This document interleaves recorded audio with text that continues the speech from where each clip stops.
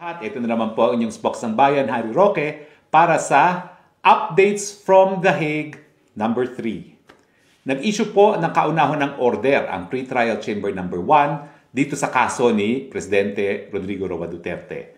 Dito sa order neto, inutusan ng ating hukuman na ilabas ng prosekusyon ang lahat ng ebidensya laban kay dating Presidente Duterte. Kasama sa mga ebidensyang ito ay unang-una, mga nakasulat na ebidensya, documentary.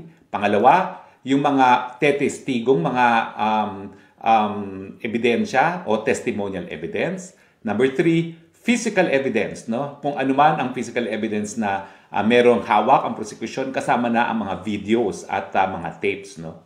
Now, ang nakapagtataka, bakit inaresto muna ang dating Pangulong Duterte na hindi sinasabi kung ano yung ebidensya laban sa kanya? Bakit ngayong nakakulong siya, dito pa lang sasabihin ko anong ebidensya? Sanay tayo sa sistema sa Pilipinas na bago maisampa ang kaso sa korte, dadaan sa piskalya. At sa piskalya, nagsasampa ng complete affidavit at nandun ang lahat ng ebidensya. Pagdating sa hukuman sa Pilipinas, ang laman ng file ng piskal ay yung mga ebidensya na nakalap sa piskalya. In fact, stricto na ngayon ang ating hukuman. Sang-ayon dun sa summary rules na inadopt ngayon ng Korte Suprema, pag hindi mo sinama sa piskalya at sa simula ng kaso ang ebidensya, hindi na po pwedeng maipasok. Pero ang pagkakaiba, bago makulong ang isang tao sa Pilipinas, dumaan na sa proseso ng preliminary investigation. Bakit may preliminary investigation? Para nga malaman kung merong ebidensya na merong krimen na nagawa at yung tao na nasasakdal ang posibleng gumawa ng krimen na yan.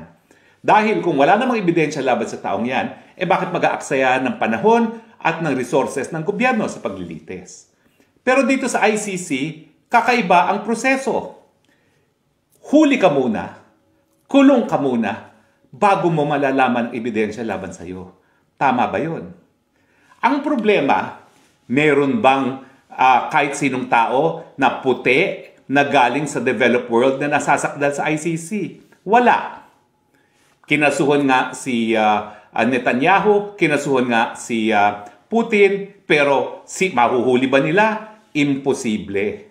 Ang mahuhuli lang ng mga dayuhang karamihan na puti, at ito naman talagang ICC ay kagagawa ng mga Europeans, ay mga itim at mga kayumanggi. Para bagang kapag ikaw ay itim at kayumanggi, huli ka muna, tsaka mo na malalaman ang ebidensya na sa tingin ko ay hindi patas.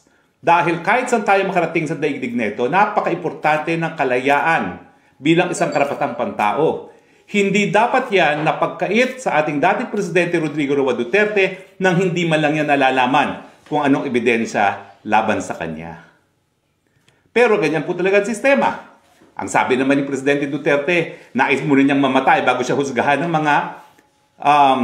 mga dayuhang mga mahistrado.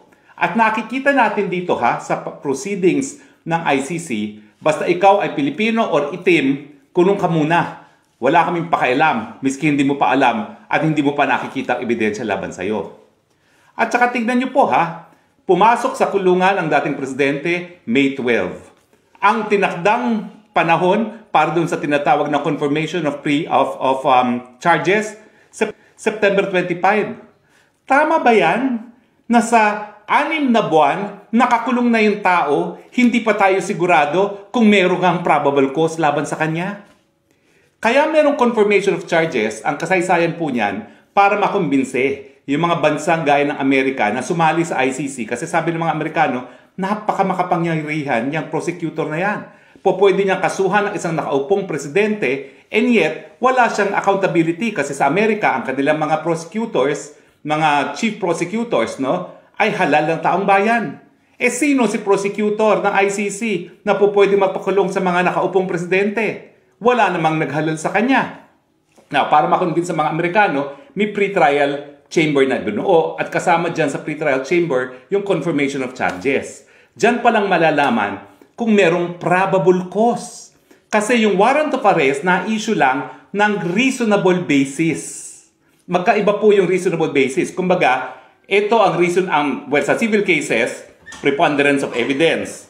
Ito, para for purposes of warrant of arrest ICC, reasonable grounds. Ito, probable cause, confirmation of charges. Ito, guilt beyond reasonable doubt ang pinakamataas. Pwede ba yun? Nakulong ka na lang 6 months, kapag sinabi pa lang walang probable cause, paano mo maibabalik yung 6 na buwan na nawala sa buhay ni Presidente Rodrigo Roa Duterte? Huwag naman po sana mangyari, Panginoon. Kung may mangyari sa pagkatao ni Presidente doon sa 6 na buwan na yon, na hindi pa man sigurado kung merong probable cause dahil yung confirmation charges, ang initial hearing 6 na buwan pagkatapos sa kanyang pagkakaaresto. Hindi pa tayo sigurado kung ganong katagal yung proseso ng confirmation of charges, ha? So pwede na kung ang confirmation charges is 6 na buwan na rin, mantakin yung 1 taon, tapos i-release dahil walang probable cause. Paano mo ibababalik yung nawalang 1 taon ng isang nasasakdal sa ICC? Alam niyo po, bagamat ang ICC ay nais magbigay ng katarungan sa mga biktima ng mga pinakakarumal-dumal na krimen sa buong daigdig, ang intensyon naman ng mga bansa ay ang kanilang mga lokal na hukuman muna ang dapat maglitis ng mga kasong ito.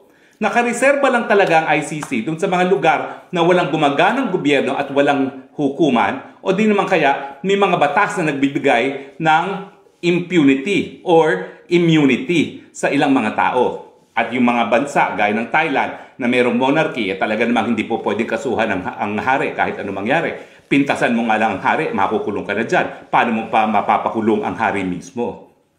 Pero ang importante dyan is, bagamat naniniwala tayo na dapat talaga pag walang gumaganang hukuman, mapananagot pa rin yung gagawa ng pinakakarumal-dumal na mga krimen laban sa buong daigdig, importante naman na yung karapatan ng mga nasasakdal, yung mga nakadetene, ay respetuhin.